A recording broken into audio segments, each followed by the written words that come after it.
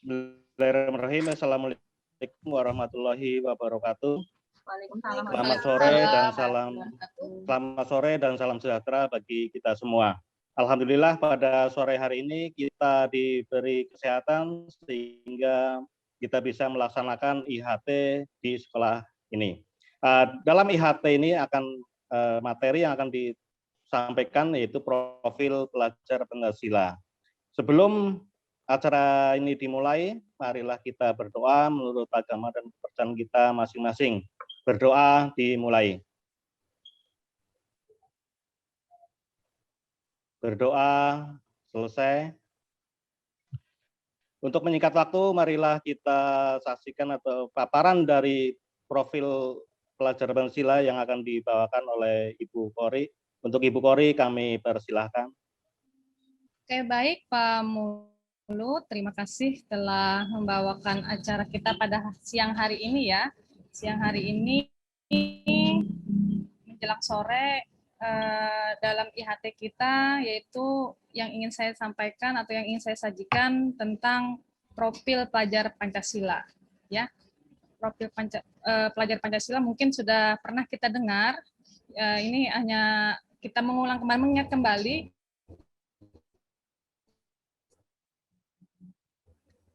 Sebentar saya.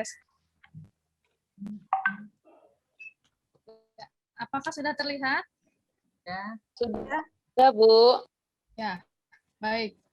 Nah, kemarin waktu kita mendapatkan, maksud saya mendapatkan informasi ini atau materi ini, apa sih sebenarnya pelajar profil Pancasila itu? Nah, di sini ada 5 ya.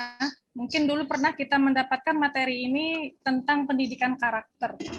Hampir-hampir mirip isinya ya pelajar profil Pancasila ini, yaitu ada beriman, bertakwa kepada Tuhan, berbhinneka global, bergotong royong, mandiri, kemudian bernalar kritis, kreatif.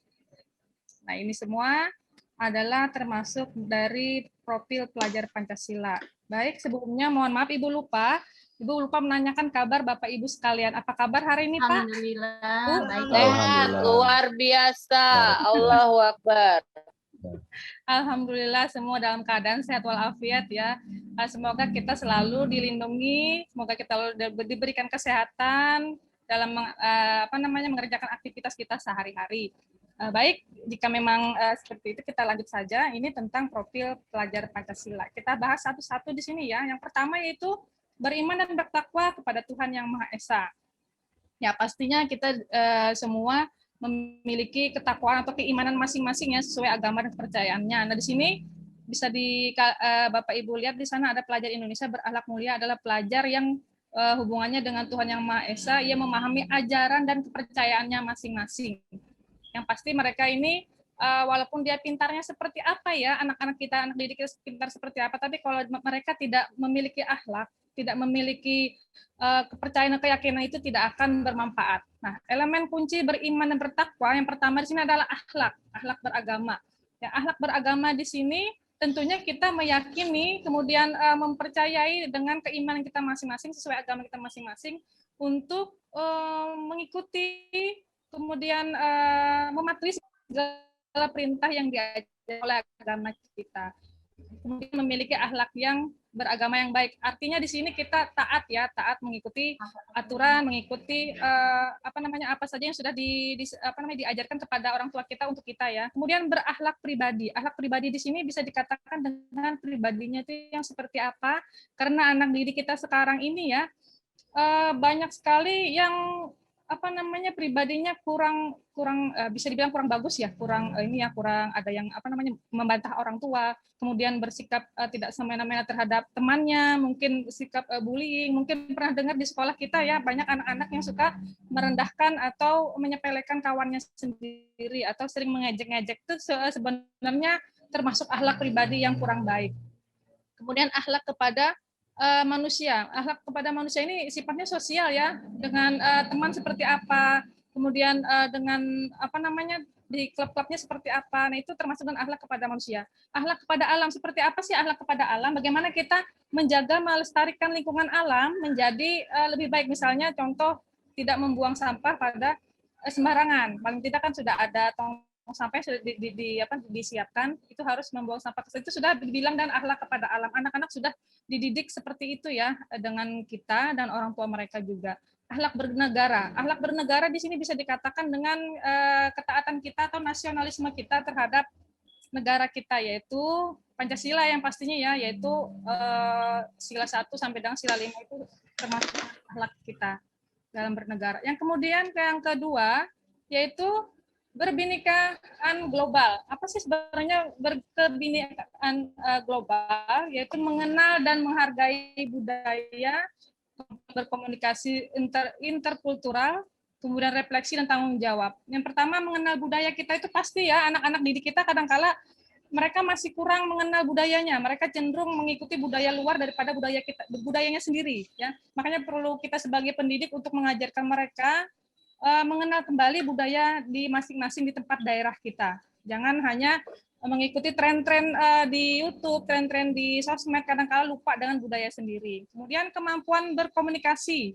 Bagaimana sih komunikasi anak-anak kita dengan antar temannya? Itu kadang-kala mereka itu kurang ini ya. Ada teman berkomunikasinya kurang bagus, mungkin kemudian kurang nyaman, dia lebih senang menyendiri daripada berkomunikasi dengan berinteraksi dengan sesamanya. Itu ada anak-anak seperti itu. Itulah tugas kita selaku guru BK untuk membantu anak-anak yang seperti itu. Kalau memang dia tidak bisa untuk bergaul dengan sesama antar temannya, kita membantu ada apa, masalahnya apa, kenapa dia menyendiri. Itu tugas kita selaku guru BK untuk lebih tahu ya kenapa sih sebenarnya dia sampai suka menyendiri itu. Itu Bhinneka Global poin 2.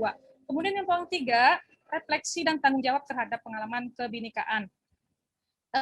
Tanggung jawab di sini bisa dikatakan dengan apa-apa saja yang mereka perbuat itu harus bertanggung jawab dengan sesungguhnya ya. Misalnya contoh kalau memang dia pelajar atau siswa kita dia tidak mengerjakan tugas, itu sudah dikatakan dengan kurang bertanggung jawab dengan apa yang dia kerjakan. Misalnya tugas dia kan belajar nih, kemudian tugasnya tidak dikerjakan, berarti tanggung jawabnya itu mulai berkurang. Itulah tugas kita. Biasanya kalau dia di sekolah, guru BK itu selalu dipanggil untuk ini tolong nih ada anak yang tugasnya belum selesai. Akhirnya kita membantu mereka untuk mencari tahu kenapa dia tidak mengerjakan tugas-tugas itu. Lanjut, bergotong royong. Kayaknya nih saya jelaskan dulu ya, baru nanti kalau ada yang mau bertanya bisa nanti kita saling diskusi, memberikan tanggapan dan komentar. Gotong royong, bagaimana sih anak-anak kita bergotong royong satu sama lainnya? Yaitu kemampuan untuk melakukan kegiatan secara bersama-sama dengan sukarela agar kegiatan dikerjakan dapat berjalan dengan lancar.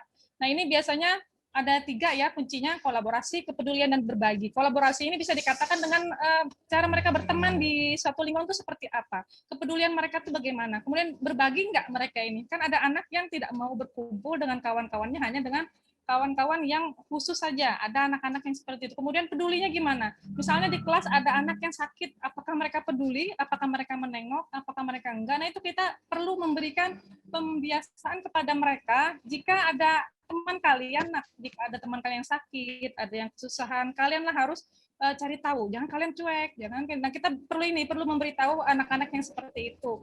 Sebenarnya kalau kita sering intens dengan siswa, dengan anak didik kita, ini ya kadangkala itu pasti akan membuahkan hasil yang bagus. Kemudian berbagi. Bagaimana dia berbagi dengan kawan-kawan di kelasnya? Kita harus cari tahu juga, apalagi kita selaku wali kelas ya. Mungkin ada yang wali kelas, Bapak Ibu guru bisa menyampaikan ke anak-anaknya, jangan kurang untuk berbagi. Berbagilah, entah bukan berarti hanya fisik dan uang saja ya, berbagi dalam hal mungkin ada kekurangan apa, misalnya ada yang teman yang sakit, mungkin berbagi pengalaman, berbagi mungkin dia ada masalah dan kesedihannya bisa kita berbagi, atau dia berbagi dengan kita harus meluangkan waktunya. Kalau kita memberitahu kepada anak didik kita seperti itu, saya rasa nanti permasalahan yang mereka hadapi itu akan mengurangi daripada kejenuhan yang mereka hadapi. Jadi kalau dia merasa sudah share dengan cerita dengan temannya, itu merasa akan kurang sedikit lah, walaupun masalah belum terselesaikan ya. Kita lanjut ke kemandirian. Kita lihat anak didik kita nih kebanyakan masih kurang mandiri ya. Kita lihat di kelas-kelas itu ada anak yang masih ketergantungan dengan orang tuanya. Contoh di kelas saya ada anak yang masih tergantung orang tuanya, dia tidak bisa lepas dengan mamahnya, dia harus diantar, kemudian harus disuruh minum susu, ya pokoknya kayak anak bayi sekali. Padahal kalau dipikir kan sudah anak SMA, SMK ya. Ada anak di kelas saya seperti itu, dia sampai diingatkan terus, Bu, tolong Bu, anak saya ini si A ini kayaknya belum minum susu. Bu, kan sudah besar, kan pernah gitu ya kejadian ya. Jadi di kelas saya seperti itu, saya arahkan, biarkan dia berusaha untuk mandiri, Bu, jangan terlalu dibuntutin di belakang, nanti dia tidak bisa mandiri untuk ke depannya. Nah, ini perlu kita himbau ke anak-anak didik kita. Kemandirian itu sangat penting itu untuk meraih kesuksesan mereka. Tapi kalau mereka sudah terbiasa untuk tergantungan, nanti akan susah. Sebenarnya itu kembalikan ke orang tua lagi sih. Nanti kita bisa kolaborasi dengan orang tua bahwa memberitahu kepada mereka jangan terlalu memanjakan anak. Misalnya apa-apa saja yang mereka minta langsung diturutin. Kan belum tentu tuh yang diminta mereka itu penting apa enggak. Kita bisa memilah-milih selaku orang tua bagaimana mana yang baik, mana yang enggak. Kemudian elemen kuncinya tadi kesadaran akan diri dengan situasi yang dihadapi. Ini maksudnya dia sadar akan dirinya sendiri dengan apa yang dia hadapin. Misalnya kalau dia mandiri kan di kelas saya itu ada anak yang orang tuanya di kampung, orang tuanya di daerah, dia mandiri di sini.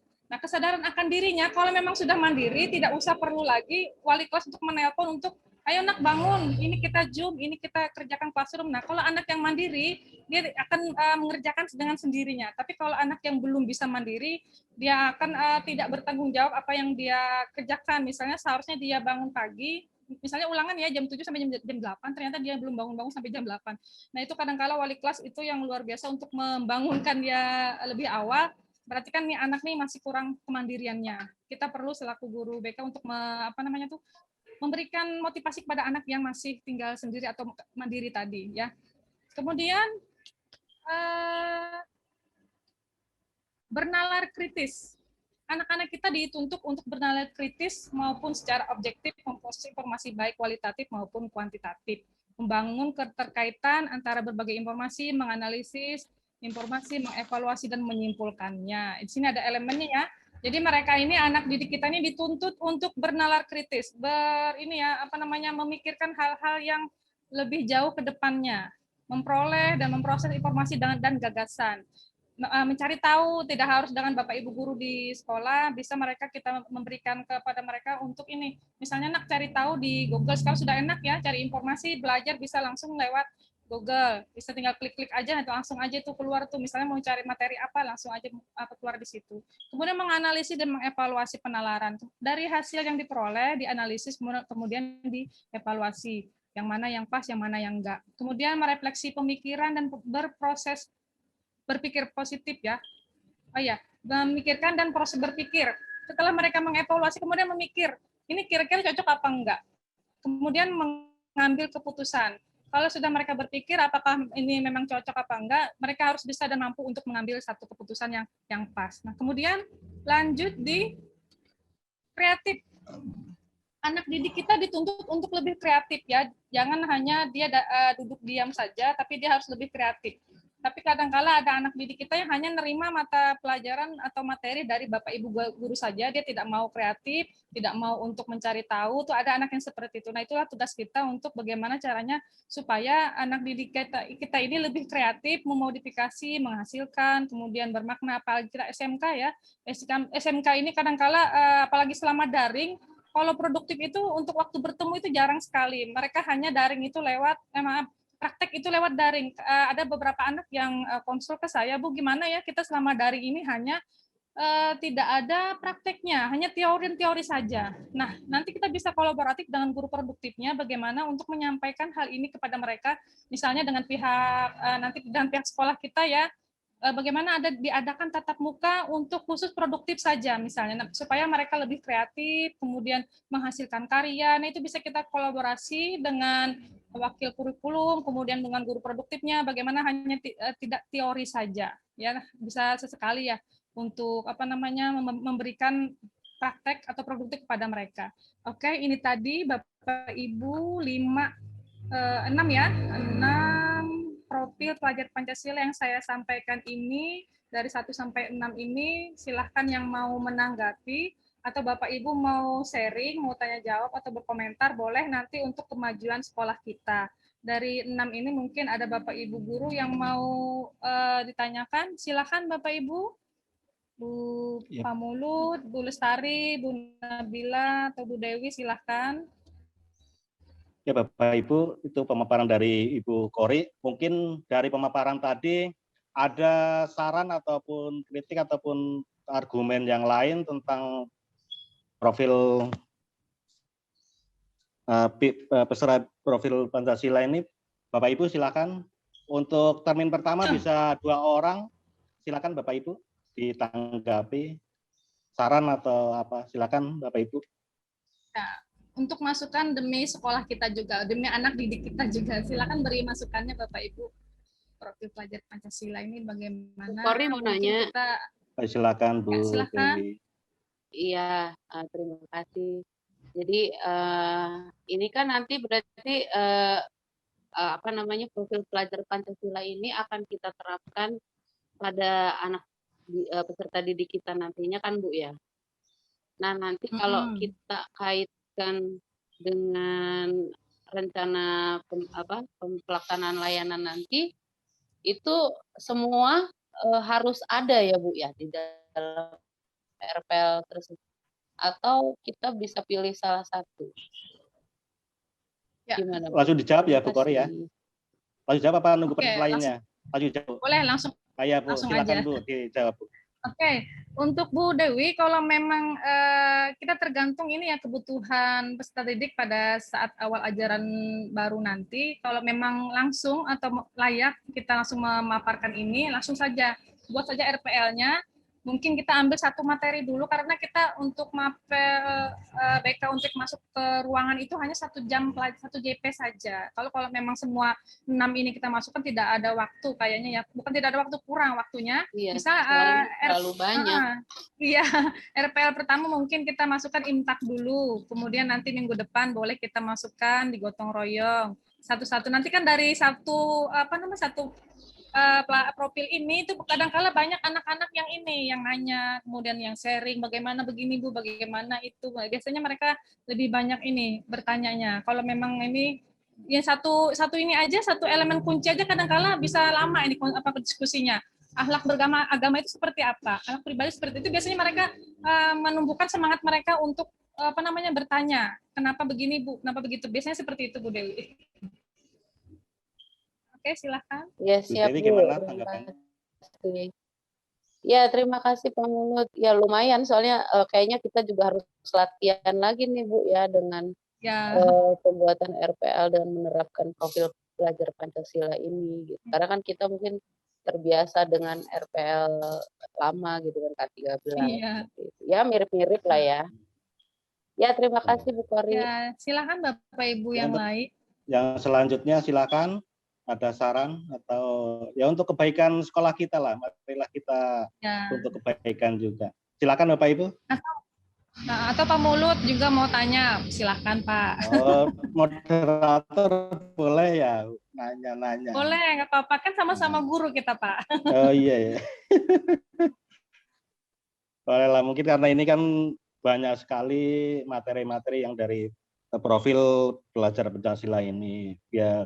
Kemudian kalau di RPL kan tidak semuanya harus langsung karena di kita tatap mukanya kan hanya 1 jam pelajaran Bu ya kan, berarti harus bertahap gitu. Berarti nanti yang harus diutamakan itu yang mana ya Bu Kori? Kira-kira yang mana gitu? Biar nanti kita pun sama-sama yang faktor utama paling mendasar itu yang bagian mana gitu. Terima kasih. Ya, oke. Baik Pak Mulut, biasanya kalau yang ini yang paling pertama sekali itu akhlak ya. Kita tentukan ke siswa atau peserta didik kita itu beriman dan bertakwa kepada Tuhan. Kalau mereka kan tadi sudah saya bilang sepintar apapun mereka, tapi kalau akhlaknya tidak bagus, itu saya rasa tidak akan membuyarkan semuanya. Ya misalnya akhlaknya dia dengan temannya gimana, kemudian dengan gurunya mungkin dia tidak sopan. Seharusnya kan kalau berselisihan permisi Bu, selamat pagi, assalamualaikum, mungkin ya seperti itu. Bahkan ada anak yang cuek bebek malah menyenggol gurunya. Itu pernah kejadian ya di kelas saya itu. Dia enggak ini, kamu kok gitu? Oh iya maaf Bu, ngelihat dia asik ngecek HP pada saat itu. Nah itu pernah kejadian, akhirnya dia Ya, itu tugas kita, menegur lah paling jangan membiarkan anak yang seperti itu. Yang paling kita kenapa kamu gitu? Oh ya Bu, maaf Bu, saya nggak lihat. Nah, akhirnya dia langsung ini minta maaf. Nah, itulah akhlaknya seperti guru itu seperti apa. Kayaknya kita perlu yang awal sekali ini sih ya, akhlaknya kepribadian anak ini yang perlu pertama kali kita buatkan RPL kayaknya di sini deh, tentang elemen kunci. Iya. Kira-kira begitu kamu, Lut. Iya, iya. Nah, ya memang kalau akhlak sih memang yang utama sih, walaupun sepintar apapun kalau akhlaknya kurang bagus Iya. ya. Karena kita di SMK kan nanti pasti akan bekerja di suatu perusahaan. Memang yang sekarang diutamakan sih selain punya skill atau kemampuan, juga harus berakhlak yang baik, karena satu perusahaan ya biasanya yang utama itu adalah akhlak. Mungkin seperti itu, Bu ya. Oke, baik. Ada lagi yang mau disampaikan? Ya, Pak Ibu, ada yang lain lagi? Disilakan. Ini sudah sudah hampir 20 menit, Bapak Ibu. Ya, Bapak Ibu. Pak Ahmad, gimana Pak Ahmad? Ada yang mau disaringkan di sini?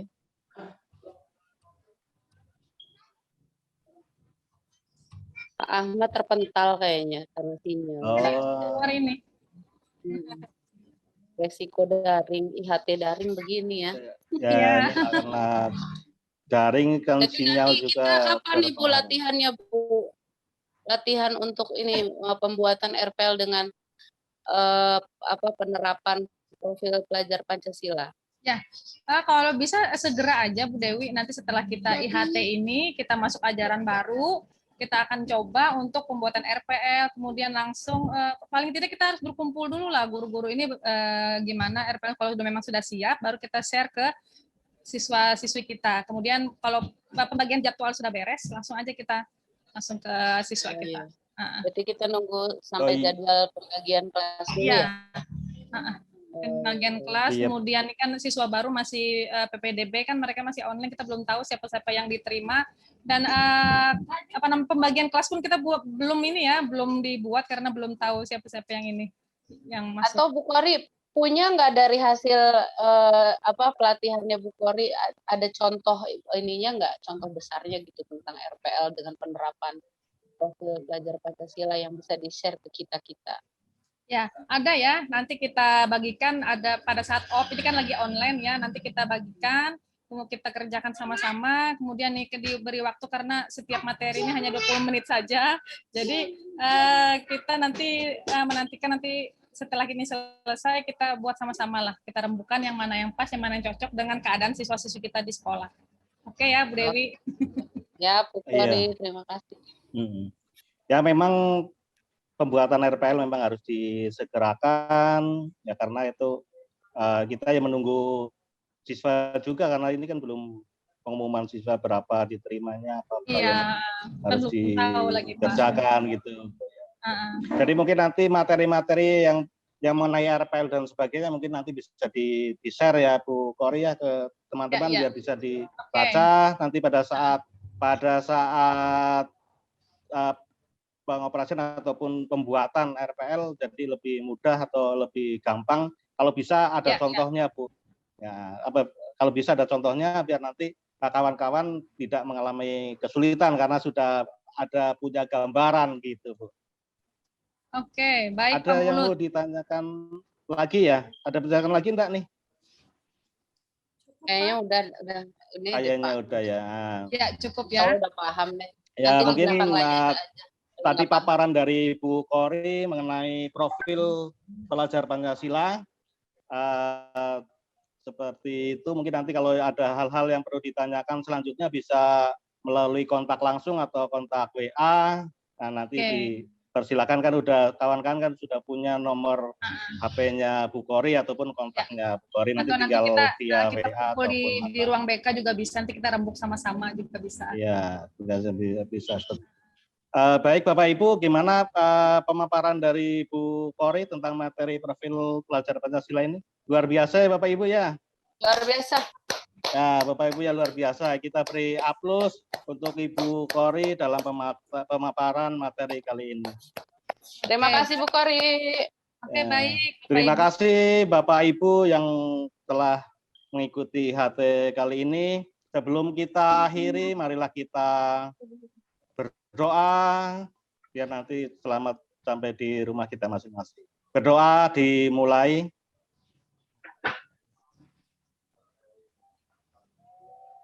Selesai. Bapak Ibu yang saya hormati, untuk pertemuan kali ini cukup sekian. Bila ada kata-kata saya sebagai moderator, mohon maaf yang sebesar-besarnya. Kami akhiri. Billahi taufiq wal hidayah. Assalamualaikum warahmatullahi wabarakatuh. Waalaikumsalam.